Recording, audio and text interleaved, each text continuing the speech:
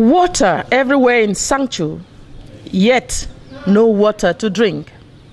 This, in summary, is the situation of Santchou, which is surrounded by a chain of mountains and harbors a number of streams and rivers. Amongst the streams and rivers are the Menua, from which the Menua division got its name, the River Kam, which separates the Upper Kam and the Kam divisions, and the famous Black Water, which separates the Menua from Melong subdivision in the Mungo division. It is thus commonplace to see houses here in Santchou submerged in water, or to find people wearing rubber boots in town, in their farms, or in the market. It is a continuous battle with water, and Santchou residents have learned to live with it. With the problem of floods, we come out with rainboats and plastic shoes. When you are going somewhere, you hold your 2 pair of shoes. You know that if rain meets you somewhere, you have to change and take what is simple to go back to the house.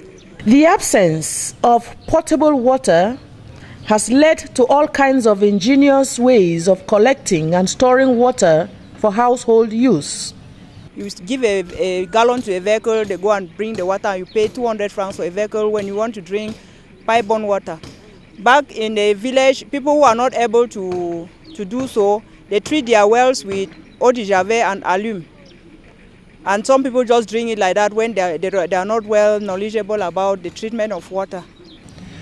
Water tanks, wells, drums, pumps, and reserves of all sorts.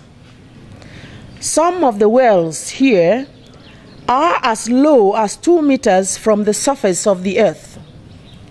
When it rains heavily, they either overflow or flood water flows into the wells.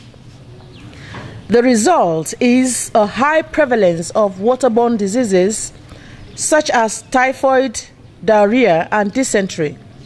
This makes life very difficult, and you know the difficulties we get without water, like having poor health, typhoid, and other kind of diseases, amoeba, disturbing children with diarrhea and so on.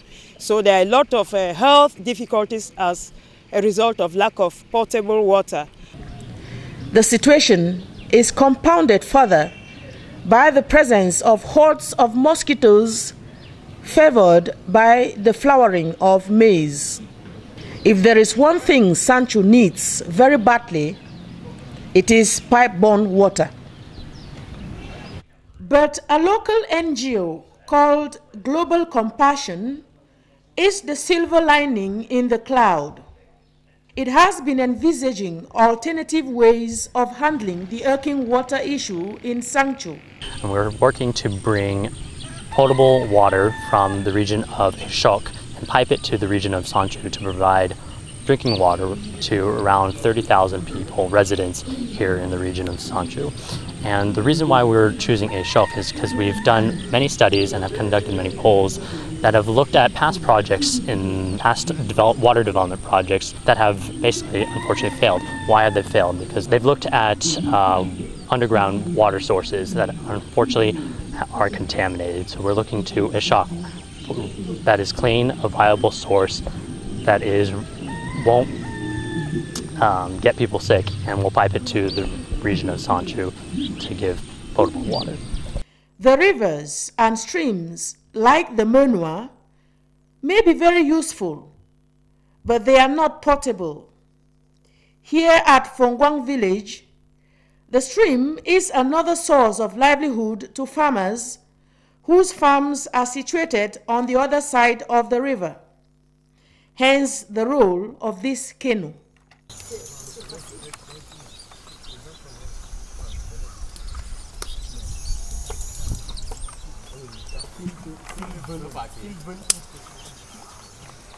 And so goes life here. It is thanks to this river that many people from this part of Santchou are able to live, are able to have a little money to take care of their families, because they have to cross all the way to the other side where their farms are, and especially to the Santchou reserve, where many people have gotten into the habit of farming, especially cash crops. Hananjong, CRTV, Santchou.